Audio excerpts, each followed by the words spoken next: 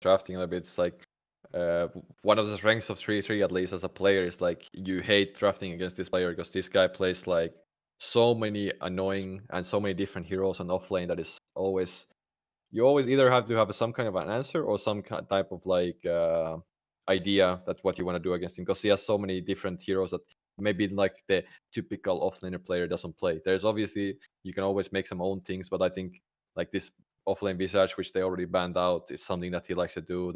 He used to be very known for his Lycan. We don't really see like not much anymore, but there's like a lot of these heroes that can make some annoying things happen. And now Beastmaster obviously is a great tool as well. Phoenix Beastmaster, strong lane. But the Viking, we didn't talk about too much about their draft as well. I think their lineup has already some nice synergy with the Grimstock Slardar. Tiny in general, just being a good hero. You have like a lot of these Inksfell heroes that can work well together. You have a Soulbind, which works nice as well to catch some heroes off guard. And then this Morphling pick, I think it's a really, really good Morphling game so far. You're playing against Lifestealer. You can obviously get the rage for yourself. You are playing against Beastmaster Phoenix lane, which I think it can be a pretty nice lane for the Morphling. Um, I've seen this lane go different ways. I think it should be Morphling favored a little bit. So in that sense, I would say it's a Morphling favored lane, but I think Beastmaster Phoenix can.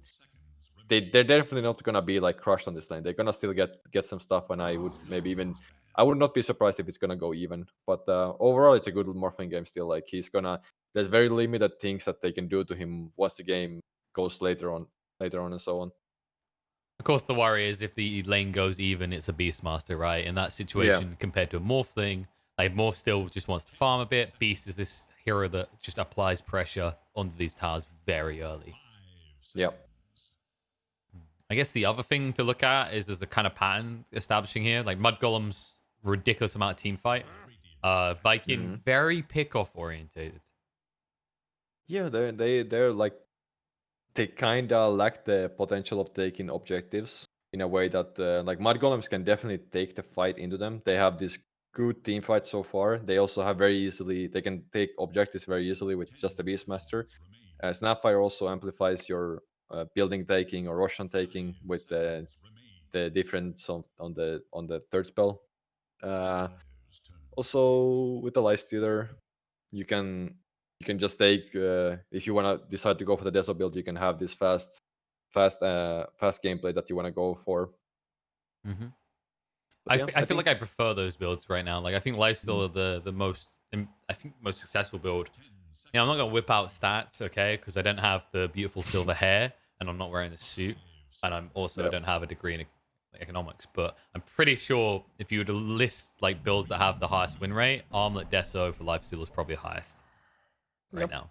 I think it does feel the best. I think I have seen the MKB build and stuff like that. In theory, it makes sense, but just armor Deso, like you can always like Deso is kind of like a supportive item at the same time. It's not only it makes your hero stronger, but it also makes your team stronger. Like not only when you're pushing towers, but if you have some heroes that hit, so it does feel really nice having that Deso as well.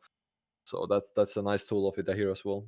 Please, Evoker, please don't pick TA. Please don't pick TA. Please don't pick TA. Please don't pick. Sorry, yeah, not I've kind of got something against TA and Lifestealer together. I've seen a lot of teams try and do it, and I think yeah. like Pycat summed up pretty simply yesterday when we saw it is the heroes do the same thing. Yeah, I would say the same. I think they're kind of similar heroes. You also, especially now how you want to play Lifesteal, you kind of want to build the Deso as well, and also TA kind of wants to build that Deso. You could play some Orchid TA if you want to, but I'm not sure. Orchid TA. All right, that's definitely one way to go. Yeah, I'm wondering if we're gonna see something like Lena because this is Baranya we're talking yeah, about. yeah. I was looking at Lina as well. It's a Borania. He likes to play that hero a lot. It's already a pretty good Lina game. There's not that much. I mean, there's Tiny and Slaughter that is some catch for you, but it's a nice hero against Morphling and Invoker as well, and you should have a pretty good lane as well. So I think Lina is probably their hero. Oh, okay, Prophet. No, I mean that's also something that he likes to play. Yeah, I think I think the three likely ones were Lena, Nature's Prophet, and Kunkka. I think like the ones that come to mind for Baranya a lot. yeah, and it's also like all those are pretty good against the Invoker. But yeah, this is a good Prophet game. It works really good with their heroes. They have this nice push potential of all their heroes. So now they can also use this Prophet to just TP to a lane. But with his level 6, he has this multi potential first of all, and then he can just help his silence really early, which is gonna be important. And then if they get that fast play, they can make it into a tower push or whatever. So yeah, I think this Prophet is pretty cool. I think it's just nice. Like their heroes line up really well with each other right now. They don't need almost wait for like certain item timings. They can just kind of keep going all the time. Sure, when they get to like Deso and Orchid timings, those are nice, but they don't need to like wait for something. For example, for like Morphling, kinda, he wants to farm for a little bit before he can really want to join the fights. He wants at least like a one item before he joins. Yeah, and then Yeah. also you got this case where like we've seen plenty of games where Aramis pops off by himself, finds a load of kills, gets a quick blink, but your average tiny game, there's a moment where he needs a lane, right? Where he's like Mhm. 1400 gold in, and you need to give him a few minutes to just get that blink dagger. Yeah, and that's the problem of their lineup, I feel like, on Vikings is that I think mudgolems, if they do well in their lanes, they can just kind of run over Vikings heroes right now. Hmm. They don't really have any ways of dealing with their push that much. Like, only deep push they have is Celery's Grimstroke, and that's kind of it. Like, Boom can also do something, but I would expect him to be Quest X, so he's gonna be limited on that as well. That on that part. Hmm. Um, but one thing this Boom is very known for is that he's very known for this running around space making stuff as well. So will be interesting to see if he can help his side lanes enough to make like space for his team, because uh, it is a good Morphling game. Like I said, if the Morphling gets to this, like I would expect him to like go like a E-Blade Manta maybe type of build. If he gets those items, it can be really like hard for Vikings to, I mean, for Mudgolems to deal with that. We'll see. Yeah, and Boom, of course, is also known to have those kind of GPK moments that we were talking about earlier, where like you see this matchup that shouldn't be favored, and when you're talking about the heroes like the Invoker, the Tiny, he's been now known to just take a very odd first blood or early kill lead against what would normally be seen as a counter in his mid component. Hmm. Yeah, Boom is like, I think Boom has, at least when I've been watching him quite a lot, he's like a type of player that doesn't really care too much what he plays against. Like he Hmm. has some heroes that he just likes to play.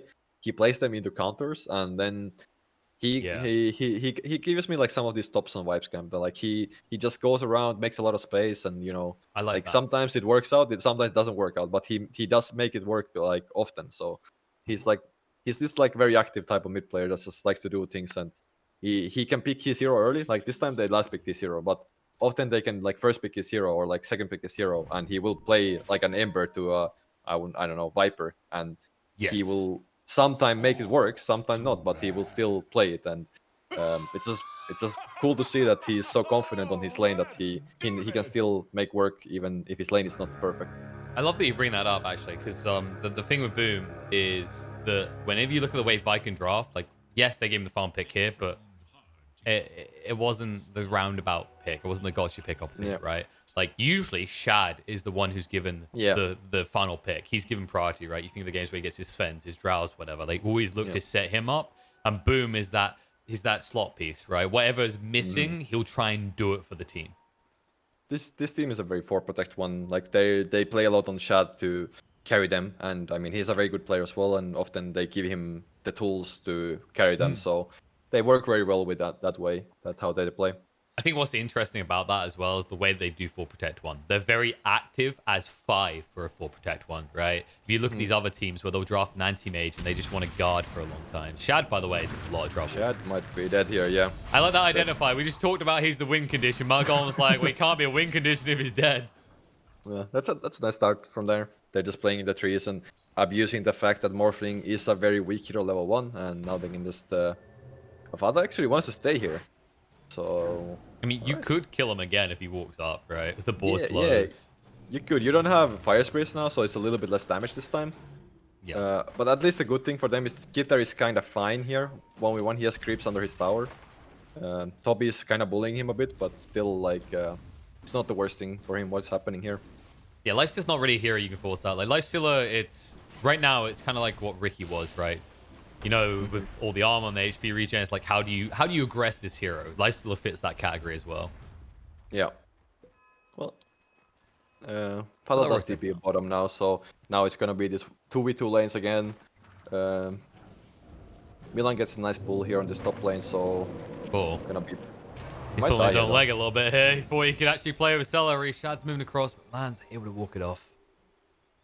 This is still really good for mudgolems. What's happening because they have this a bit weaker lane, I would say. They started off with the first blood, and now they also got the deny a bit of wave. Now they have the wave under their tower, so this is a good thing for the Beastmaster. He needs to get the level 3 kind of fast so they can pressure well.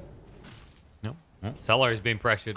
This was the desperation of that original move, right? Like he knew he had to kill Phoenix at that point because as soon as you get level 2 on Phoenix, Grimstroke has to be on the defensive pretty heavily. Yep. All right. I guess the thing we haven't talked about is around the mid lane at the moment, and one thing we didn't get into is like the way that Lifesteal plays now. I love it when we're seeing teams draft it with this kind of squishy other core, right? Like the Leaners, the Tinkers, the Nature's Prophet, because of the way that his Infest now works. He becomes this weird pseudo support in the middle of a chaotic fight. Yeah. Yeah, that's true. Which is why support Lifesteal are coming to a game. I mean, I've been thinking about it. I don't think it's even that bad. But I mean, definitely the nerfs did hurt the hero when it was like actual thing. But I would still say it's not that bad. Yeah, like you got. I mean, I've tried it actually. It's like it's weird because you don't feel like you're doing a lot of damage, but because of the nature of the hero, what you're doing is you're just playing attrition, right? You're slowly whittling people down. You like start with an Uv and you have 325 movement speed on this hero. Yep. And then, you know, just rush a Basher because why not? Okay, that part is maybe variable in the build. Play support, Leicester. I think you should buy auras and just go in your carry after some time and, you know, just sit there. Sit there for the rest of the game. Okay, so here's my problem. I get to level 12. I get the Frenzy Ancient. And I tried to get my carry to go fight, and they won't. Oh, you want to keep the buff? Okay. Yeah, you want machine gun mode him. Okay. Let's see. I think people woke up to how scary that is when, I believe it was Nigma that ran it, right? It was mind control on a Doom, and he was just Gatling gunning, killing people with the Frenzy. Yeah, I remember that, I think it's a nice little thing there. Don't see it too often, but yeah. Okay, Toby is very lucky here. I mean, I say he's lucky. He might still go down, but that cookie didn't connect, so Toby's going to live. Barely, though. Close. Yeah, the bottom lane, didn't talk too much about it. Toby is having a pretty good time. He's forced to back to base now, so he's going to lose, obviously, on this a lot now. But so far, he's been doing pretty well. Obviously, when Fata was in this top lane for like 1 minute, it makes a difference that they can pressure Toby right away from the start. But the trade-off was obviously really nice because now 3-3 has a very good time compared to the Shad on Morphling. He has almost double his last hits. That's true. And Shad has to be careful now. While he does have 2 points in attribute shift, he hasn't got one. Like, he hasn't really got any sort of pressure you can apply because he had to go for the double points in waveform. Yeah, and 3-3 is doing this thing that he likes to do a lot on the Beastmaster, that he rushes his Dominator creep. We don't really see the Dom anymore that much, but... I think he's the only Beastmaster I've seen rush it anymore. Yeah, but he does this a lot, and I think it's... if you get this this early, you get like a level 5 timing with the boars, level 3 boars, you can just maybe run down this Morphling even. Fata ends up dying bottom now, so that's... a little bit of an awkward moment. He fluffed the cookie, wasn't able to run away from Toby. I mean, I was getting ready to praise Fata. I wanted to say that he's like the consistency of him on Snapfire. Like, I probably rate him as the best Snapfire I've seen recently.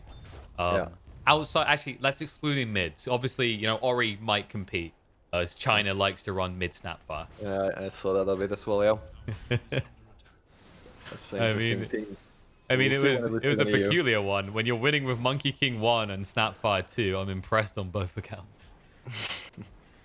Now we should have this. We're gonna have this Prophet level 6 now, so both side lanes need to be really careful how they play now, because they can be suddenly that insane burst damage of Prophet ultimate if you don't respect that. We're looking at Boom making some Boom stuff happening now. He's just running around on top lane, wants to be active. But he kills the courier, so they should be a bit careful now on this lane. yeah, you say that they should be careful. But 33 is getting very close to level 6. And that's when you're going to see that sync up with the Nature's Prophet that could easily just kill this Morphling instantly. Yeah. They see Boom now as well mid, so they don't need to be that scared anymore. Yeah. It's kind of an awkward time as well, right? Like, if you're playing this Quaspex Invoker, you want to force a reaction at the 5-minute mark with these catapults coming in so that you can't see pressure being applied. But when you look at it, like, Skitter's already been hitting on the bot tower. Top, I think they at least got rid of the catapult there, which is surprising that 33 wasn't able to protect that. Yeah, that was a bit... I think it was just because he was expecting Boom to be top. Yeah. So that's why he was a bit scared to do that push. Speaking of the Nature's Prophet effect. Yeah, that's the power of the hero. When you play in mid, you get fast level 6, and suddenly you have this 6-7 minute timing where you're gonna have this 300 magic damage burst coming to your lane. Oh, it's that far. Does go down again in the bot lane. Meanwhile, Baranya's been burnt out in the mid lane. That's actually a nice synced up move because Boom ensured that there was no chance Prophet could rotate bot to try and like turn that. Yeah. They're doing so far a pretty good job on Viking holding their towers. They're playing against this very push heavy lineup, and they're really like prioritizing defending these towers as much as they can. They might get Borania here. Nah, Father reads it well. He TPs in to ensure Boom won't move across. Yeah. Just a little bit of pressure. It's a Q attempt, but this is a Quaswex Invoker, so you can't hurt him. Yeah, it's just gonna regen up all that damage back to, and now you don't have mana on Fata. You have some mangoes, so you feel that bad, but... I feel like I want to say mana burning heroes rate is the most frustrating to deal with. Oh, Celery is happy now. Yeah, that is true. Mana burning those. Celery gets 3 creeps from that hard camp when 3-3 was farming it. Yeah, with the Stroke of Fate. That's a big gold health for the 5, which is already not having the best. Oh, they might. They're thinking about it. Oh no, it's hard to make that play. Yeah, I think he was going to go for it, but the stroke, right? That's the moment when you see the Wrath of Nature bounce through, but you're hit by the stroke. You can't turn around to use the Roar in time. Yeah. They don't know quite how lucky they were, as Milan was walking around Invis next to him at that point.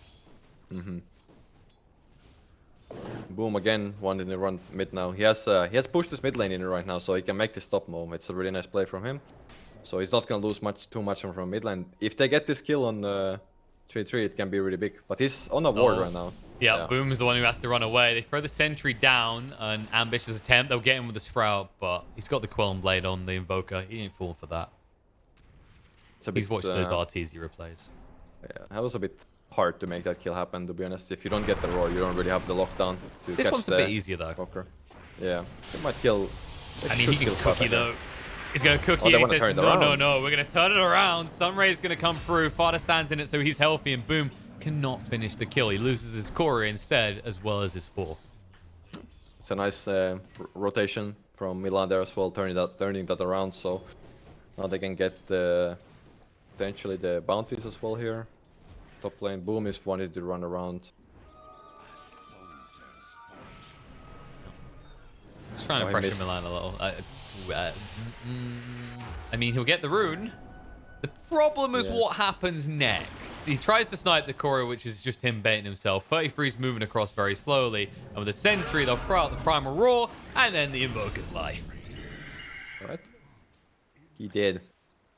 Yeah, it's nice. Milan having some sentries with him as well, so they get that important kill on the Invoker there. But like I said, good thing for right now what Viking has is that they still haven't lost a single tower.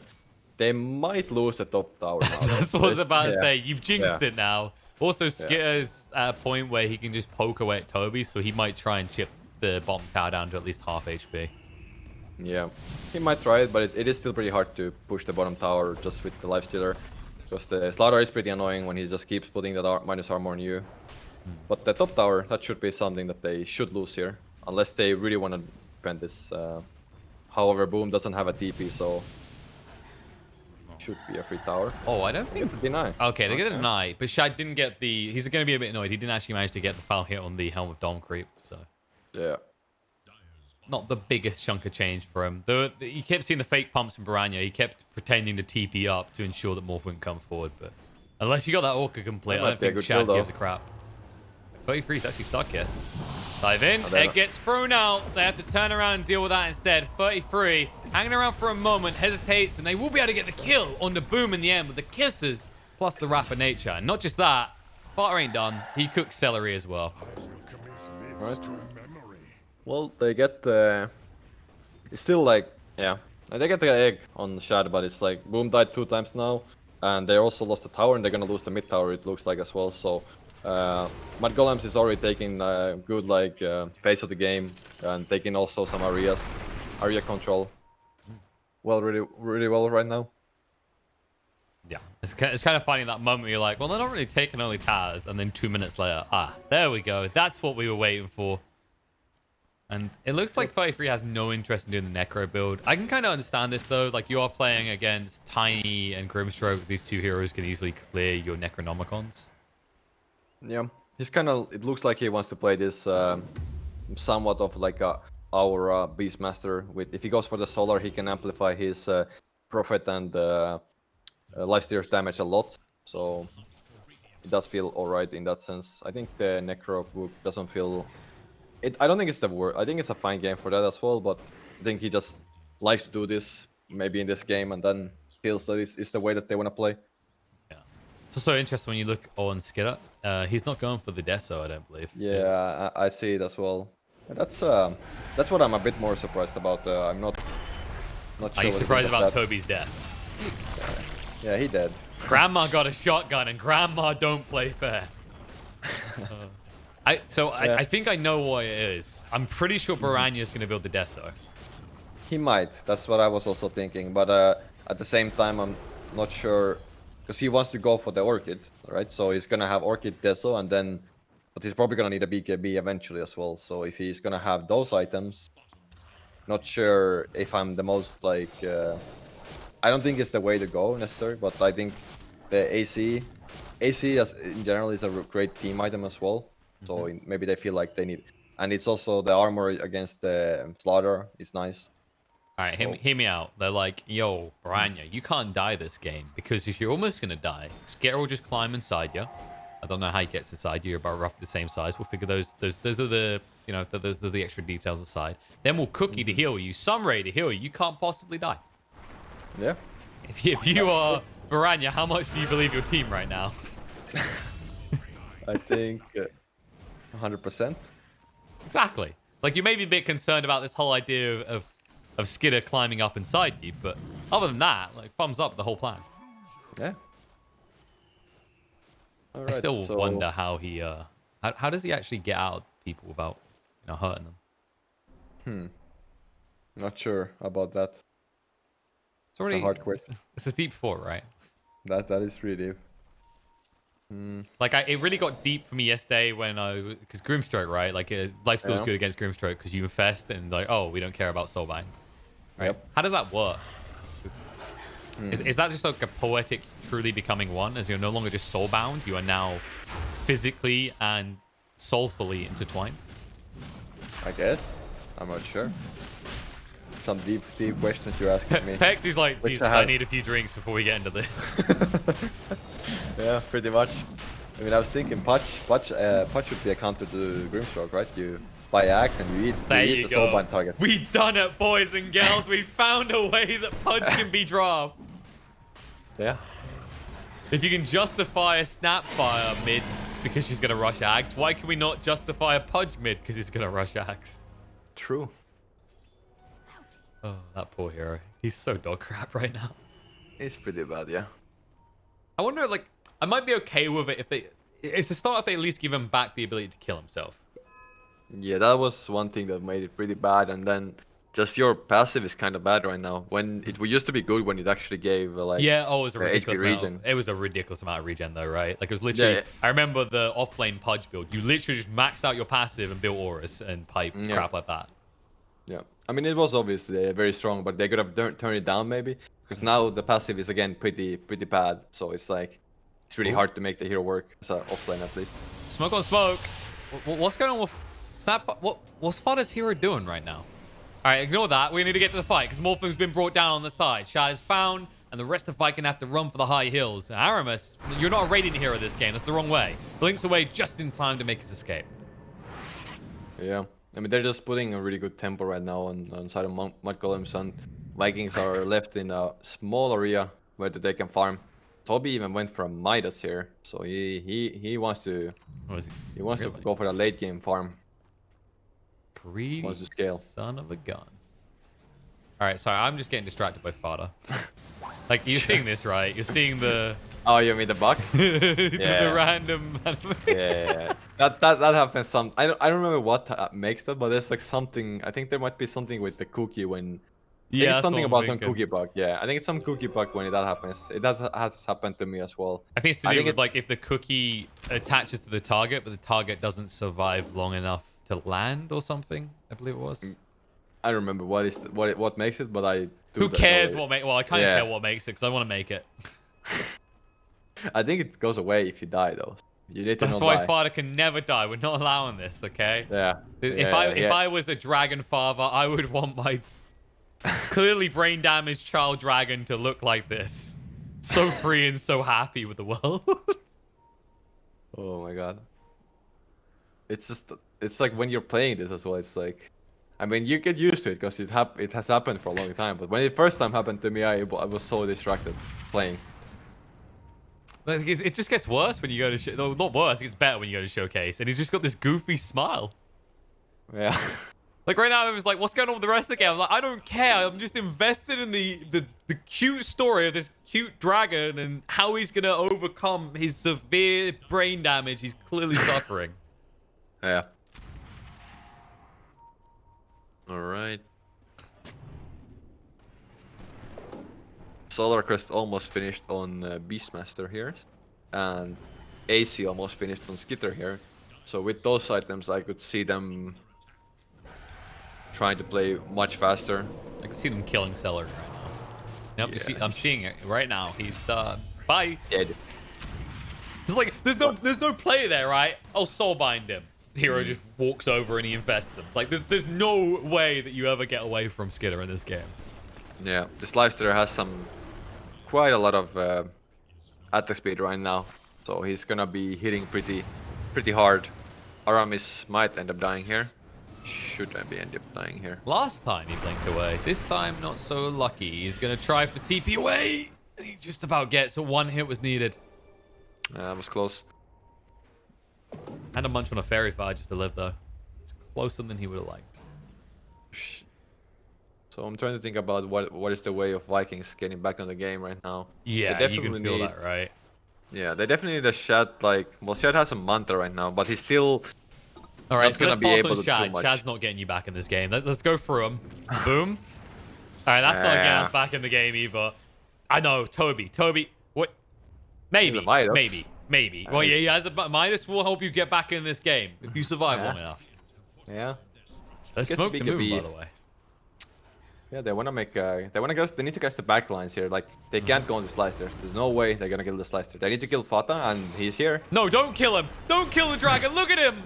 Okay, actually, you guys haven't got. Oh wait, no, they got the follow-up damage to bring him down. The Primal War's gonna come out. The turnaround opportunity to melt for him. Buy back from Fata. He's angry at this fight. You killed his friendly neighborhood dragon. You killed the egg as well. But now Shad needs to get the hell out of Dodge and do it quick. Cookie. Skidder chasing in. Celery's like, I've had this experience before, not again. Nice stun coming out from the Morph. The problem is with Baranya there as well, and the 4-staff not getting him far enough. They just didn't have the length to get Celery out. So we're using ulti here on Fata, but there should be fine for that. That's an angry It's dragon. like, you damn killed me, and I'm gonna shoot you. Yeah, I mean, look at the face now. I don't think Mortimer looks happy at all. I mean, he does look a bit happy when I'm looking at him. But He looks smug now. He's like, that serves you right for trying to fight us. I mean, that's true. Just look a little bit like that. But damn it, why is Mortimer not our official Dota mascot for everything? Sure. Yeah, Borania didn't actually go for the Deso, unfortunately. I was thinking of it as well, but yeah, I think the BKB makes him really hard for them to kill him, at least right now. I wonder if Skitter is still gonna go for the Deso. Nah, he does decide I don't think. Basher. Yeah, I think you need like Basher and like, I won't say Heaven's Halberd. But Heaven's Halberd is usually when you're worried about dying, right? The alternative is maybe like a Nullifier in this type of game could be really strong. Yeah, Nullifier, like Nullifier and Lyster in general is a really good item because what you get from that item is you get armor, what you need, and you get damage, and that's what you need. but it's an expensive item, and I'm not sure if it has the most value in this particular game. It's good against Slaughter because you can dispel the Purge, but that's kind of it. I don't really see any other reason for it too much. There's 4 stuff, sure, so it's okay against that, but Yeah. I feel like it doesn't make the most sense in this game. Does it purge off the... No, you can't get rid of Ghost Walk. Okay. No, I don't think so. Well, Vikin, they're going to try and get rid of some Mudgolem heroes here. They smoked out the base. Need to be careful where they reveal, though, because Hawks are a boot. One reason I see it for the Basher being somewhat nice is that he has a lot of attack speed right now, so if they can protect this egg, yeah, father. It's a good start. They want to kill more now. I think that's your early warning sign for Mudgolems. They're like, nope. Now, if Skitter was a good teammate, he would climb inside 33 right now. Yeah, too bad he just dies before you can ever do that. No, 33. Screw Fada, he's gone. Ah, 3-3. Oh, yeah, that's true, that's true. You know what it is? 33, he's like, you want me to climb inside you so we can leave? And he's like, 33's looking at his little children. He's like, no. I refuse to leave my pets. It's like, you can only take one luggage when you abandon ship here. Primal long range on a boom. That was ambitious. That was definitely a bit weird for him. He doesn't really push towers that fast. No, I guess he's just role playing his name. You know? He definitely exploded. Yeah, that was a bit ambitious for sure. But yeah, about the Basher a little bit, I was thinking of it like, I think it's a solid idea from Skitter that he goes for it, because what do they really need is that if they can protect this egg from not getting exploded, and mainly it's the Morphling hitting it. So if you can just get on this Morphling and just bash him, maybe one bash might be enough to not make the egg explode. Like it, yeah. So it can survive. Maybe that's why I can see it. Like you could see in the last fight, Skitter tried to hit the Morphling, but he didn't care too much. Still hit the egg down. So that one bash might be the difference maker for that. It was also Milan was still level 11 at that time. Now he's level 12, so the egg is gonna be harder to kill now. Yeah, I guess my counter argument in that situation, right, like to play devil's advocate is, if that's what you need, Heaven's Halberd. It's a Morphling, right? It's like, if you use a Heaven's Halberd on the Morph in this fight when you plant the egg, there is no chance in hell they can bring down that egg. Pretty much, yeah. I guess maybe like the counter, then, you know, I'm literally playing devil's advocate myself now, is you don't have the most reliable lockdown on Mudgolems. It's just Primal Raw. Like, Cookie, yeah, you can say how great it is. You could ravage the whole team. You have to actually hit the cookies, though. Yeah, that's true.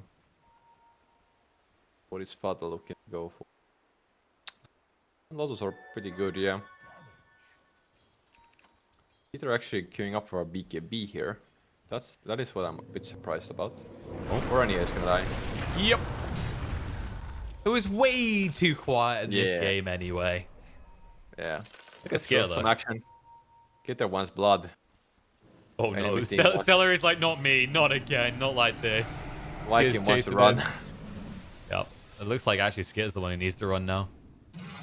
Yeah, careful with the rage. Toby almost has his BKB. So you can tell with that item... Oh, you can tell someone's gonna die. They find Celery in the end. That's a bit interesting buyback though. Well, I was about to say, you can tell that whoever wins this fight is going for Roche, right? Like, they're both posturing. Yeah. They both are at that stage where they can melt through the big boy in the pit. That smoke gets popped. Slivering in. Skitter looking to move away. Has the rage though, so that's going to be a fluffed initiation from Toby. And you get nothing for your attempt. You just have to walk away, and you can guarantee Mudgolems are not going to allow you to walk into that pit. Big Golem has been caught as Skitter is inside it right now, just staying on top of Toby. Primal Roar comes out, Infest out, and goodbye Slardar. With that, goodbye Vikin's hopes of taking this Roche. That was a bit ambitious, I think, from Viking to make that move. They like really want to force that move, like really hard. They want to catch them there and like go for Roche, but it's like pretty unrealistic to catch. Like you run like that, you break smoke. I guess they kind of try to catch them off guard, but it was really kind of obvious move. You buy back like that and then you smoke. It's like you know that they're gonna make that move. So they were Mudgolems were ready for that. Now they get a Roshan as well. So really important there. And it's awkward, right? Because I don't feel like you have that much burst on Viking right now, right? So it's not like when you make that move in, you're making it into a choke point deep in these towers. One hero dropping isn't going to be that quick. Yeah. Yeah, they don't really have that much burst yet. I mean, Shed can kind of do some damage, but it's like, that was also so close for Toby's BKB. It's like, you force that play for that. It does feel a bit bad for them, but they're still, like, we have been saying a lot, like, praising mudgolems, but I do still see that Vikings still has a shot at winning the game. Shad is getting stronger and stronger. He's still playing against Lifestealer. He's gonna have Scotty almost finished up, so it's gonna be a strong hero that is gonna deal a lot of damage as well. Aramis forces out the Primal Roar from 33, but will die nonetheless. And at least gets the kill, so he stops Beastmaster from getting that big chunk of gold. Now, the problem is, on the other side of the map, you could say mudgolems split up a little bit for the 1-1, because they did stick Skier in the enemy base, wailing away at the buildings. Yeah, that should be at least one set of, maybe not Rex, but the tower at least, but no, they're gonna leave it for now. Yeah, not quite yet. It turns out it's hibernation season for the Lifestealer. Skier's like, let me just wait inside you. Just want the HP and go again. They definitely want the tower at least. Oh, they go for Brand New though. He's trying to jump in. He doesn't get the BKB out in time. He's going to be brought down. Deck. Buyback comes out from Amaris. Sunray trying to heal him up. Egg on the side, but they've already lost Sparta as well. The Aegis is gone, and Viking are able to move away from the egg quick enough. They can reset and look to go again. Toby, not able to blink just yet, is interrupted by the boar, which means that Skidder should be able to get away with this one. Right. That was some slight misplay from Boronia there. Like, maybe not expecting the burst damage potential of Viking. They're gonna catch Milan here maybe as well. He doesn't have a TP. So he's like, no, I make my own map, guy. Oh no. Oh no. Alright. Some good moves from Vikings here. But yeah, like from Boronia, he has a cheese there, but he's like, I don't think he has any reason to hit that tower like that. Like, maybe he felt so strong with the BKB that they can't burst him, but Toby actually having some nice attack speed and being able to kind of chunk his HP before he gets the BKB off and just dies. Doesn't get the cheese off. Very important defense from Viking. Well, I think Varanya's probably feeling like an old man as well, right? Because he had enough time to press the BKB, but he didn't do the Essence Ring, the cheese, or the wand. Aramis, whoop, Glimmer Cape to get him away. Dust to reveal him. 33 could not throw out Aramis the roar, but the kisses. I mean, they tried. He's so goddamn tanky. Skitter's going to finally jump out and end his life, though. However, the movement in by Shad on top of Baranya as well. Sunstrike through, but the Primal Roar thrown out. Shad bit off way more than he could chew, and Toby gets hit by the cookie. Uses the BKB and wonders what the hell he was doing it for. He says, oh, that's right. I was role-playing Baranya. Right. Well, that turned around pretty fast. They kind of... Aramis was buying a lot of time, and they really thought he could get away, and they thought they could help him, but instead Shad gets caught off guard and he just dies. So this now it should be a Rax, because there's no buyback on Shad or Aramis here, so one set of Rax should be falling here. It might be more than one. Like yeah. They've got the Alpha Wolf, and Prophet isn't even here yet. Brandy's going for the backstab. Boom, the Linkers gets popped. Forced off to try and get away. Nice bash from Toby to save the day. And Skidder, he's going to be able to munch up on the cheese. The egg's going to go down. The Slardar is going to be left behind. And boom, just about able to get away. The Rax won't be so lucky, as instead of it being one, you can guarantee it's at least two now without your Slardar for 85 seconds. Well, now it's for sure two, because I'm not sure what was the buyback about, actually. You have, you know your two heroes can't be alive. You're fighting 3 versus 5 without your BKB. A little bit sloppy from Viking there. They could have lost only one side maybe. And well, they need to be careful. They could lose more right now if Shad continues like this. Holy shit, Fata is fast. Whoa. Dude, this is the dragon of speed. Yeah. Tranquil's wind lace and a giant lifestealer inside you. Good God. He's like, bang your drums, bang your drums. So 40 seconds without a slaughter. Are they gonna use this to push still? I mean, they got egg at 20. They're posturing. Yeah, they should definitely try it. I think the slaughter is probably after the morphine their strongest hero. So it does a lot if he's dead for sure. Yeah, he's definitely the secondary carry, right? Like if you look at the comparison of who's got to do the heavy lift in these fights, mudgolems, it's obviously the Lifesteal Knight and the Nature's Prophet. for Vikin is definitely the Morphling and the Slardar. Oh, Avalanche.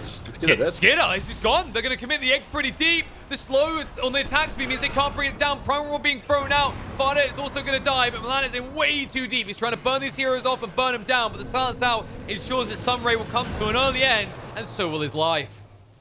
All right. Nice defense from Viking. We knew it was going to happen, right? It's an armlet hero. Yeah, I guess that's true. Skidder getting maybe a little bit too cocky there. He didn't have the rage, so... But still, nice play from Viking. Doing that without the slaughter, definitely impressive. Still in the game. You have the Morphling that can... Still a good Morphling game, and he's getting bigger and bigger, so one more item and we're gonna deal with a very strong Morphling. He's already pretty strong, but still like hard when if he gets roared. The butterfly will make him harder to kill for the Prophet and the Lifestealer as well. Yeah, and it's kind of going to be interesting if my golems start to itemize to kind of counteract that. Like, you can see MKB is going to be queued up by Skidder. I really would love to see a Heaven's Halberd on one of these heroes, though. Yeah, Shaddy's still not buying anything, so he's not showing what he wants to buy for anything. It's kind of cool. I mean, in a way, you're keeping a lot of gold as well, so it's not the best thing. But at the same time, Skidder wants to make his next item. Well, he's already going for MKB, so... I think it's, like, obvious as well, right? Like, Skidder's a carry player as well. When you think about Morphling, if he's not building the shotgun, which really he can't in this game, BKB is always online, and you're up against the Lifestealer, then the alternative is you go for this stats-heavy build with, you know, the Butterflies, your third item. Yeah. I mean, the Butterfly, I would see from Morphling here, either they're, like, Satanic or Butterfly being the next item. Both are pretty good, but he ends up want to get the Butterfly. So yeah. And I think for Skidder, both those items get screwed over by the MKB, right? Like from a damage perspective, if they've got a Satanic, then okay, you just want to burn through them quicker, and MKB definitely achieves that. Yeah. Well, this should be... So they're gonna... I think both teams want to get the Roshan now. For mudgolems, they want to push the lanes in so they can just control the Rosh area, which they're doing right now. They're setting up good vision here, and they want to hold this area before it spawns. And for Vikings, they have to get these lanes really shoved in, and then they can think about smoke. I don't know if they want to give them Roshan, since their last Rax is like exposed. You don't have a tower there, so defending that into Aegis, the cheese and either Axe Refresher is gonna be really hard. Against the Nace's Prophet as well, like you have this awkward situation where the waves have to be amply pushed out, or there is just a risk that Baranya goes in for the mega creeps. Shad is probably gonna buy Butterfly here. He wants to, so close to it. This is what I like to see. He's like, well, this game is looking a little bit rough, lads. I think Butterfly into Rapier is the only way this is gonna work. Yeah, well, the Rapier is still far away, but he should get this Butterfly. They should let him. But it's about having dreams, Peksu. That's true. I mean, that is the way of playing. You need to play to win. You want to have that Rapier. Definitely the item that you should go for when you're in this position. That's not a clean slate to do it all the time. Smoke on smoke. I'm moving away. That was almost awkward for mudgolems because this is their soft, squishy backline. They don't... Oh, I say squish. They're pretty bulky, but they don't want to be the first ones initiated on. No. If they get to jump on Fata right away, that can be like a really good start for the fight for Viking. However, it's pretty hard. Like either one of these Phoenix or the Snapfire. Sorry, yeah, Snapfire. If you catch one of these heroes out of position, you can definitely win the fight. But obviously, it's not that easy if they're playing pretty far back. So yeah, Roshan about to spawn, 10 seconds. So then we should see action for that. Viking has a nice ward here that hasn't got dewarded, so they can kind of play in a solid position right now. Roshan spawns. Oh, Skidder, of course, can very easily go in without much hesitation. This Roshan will die really fast. And, yeah, I don't think they've realized how fast it's going down. Yeah, it's just dead. Yep, fought up. Just suicidally charging towards the enemy team. The egg has already been picked up, and Celery, whoa, boy. Back up there. Getting ahead of himself. Well, they get that. They get a refresher for Phoenix. He's almost has his axe, so he's probably wanna get that and level 18. That's a really big timing for the Phoenix. Those two, the level and the level 18. I mean the refresh axe. So he's gonna have refresher axe and level 18, which is gonna be really. I don't see them really killing that egg after that. And unlike the people at my level, usually you don't drag someone into that Ags often. It's just the extra hits makes it impossible for your opponents to get through. Sometimes. Very Sometimes you rarely, do. though. Yeah, you have to be really. It has to be really good. Like it's like it's one of those things that you need to make a really good decision when you do it. Maybe let's say the morphling is like roared, and then you can like, okay, someone is about to die, maybe then. But you need to really have a good game sense for doing it, and we'll see. Maybe it can happen. Yeah, it's rare we ever see it pay Yeah, out, but there I mean, are situations. it's just like you want to do it only if someone is about to die as well. You don't really want to do it if there's no need for it either. So Yeah, I uh, think the other awkward part, right, is the cast range. You have to be yeah, close, and obviously if you have to do that save someone, they probably already have multiple heroes on top of them that are currently wailing away at them. yep, Definitely finite balance, and we'll see how that plays out in this next fight, because you can guarantee mudgolems want to end it now. Big ass creep wave coming in, racks are exposed, and although I do like Italian, I don't think this meatball is going to stop much. Jump in. Stun on the Shad, bringing him low, but it would actually force stuff away. Primal Roar, Toby's just gone though. They can't get to the egg, and Shad needs to move away. And boom! Left behind and brought down by this scary Snapfire. And as a result, your racks, they're going to be fearing for their life as well, as they're just hanging in there with 50 HP. The creep army can finish it off. The Soulbind comes out. They can't reach them though. Milan dives through again. Sunray as well. Tiny's going to be brought down. Buybacks galore, but for what? Vikin are just melting one by one. Jump in, Toby, looking for the mini ravage, but not good enough. The second egg goes down. Aramus with the slowest attack speed I've ever seen. Not able to do anything other than press enter, type GG, and say pass. yep. It's just that last defense. Not much for Viking to do against the Aegis, Refresher, and Cheese as well. It's just like you have this even if you have this buybacks, he just pops one egg. You fight that in the round that. You kill some heroes, you buy back, then he has another egg, and you can't really deal with that. So yeah, I think that was a really impressive game for Mudgolems all throughout the game. I think Vikings had some chances to come back. The Mudgolems did some few sloppy mistakes when they pushed high ground.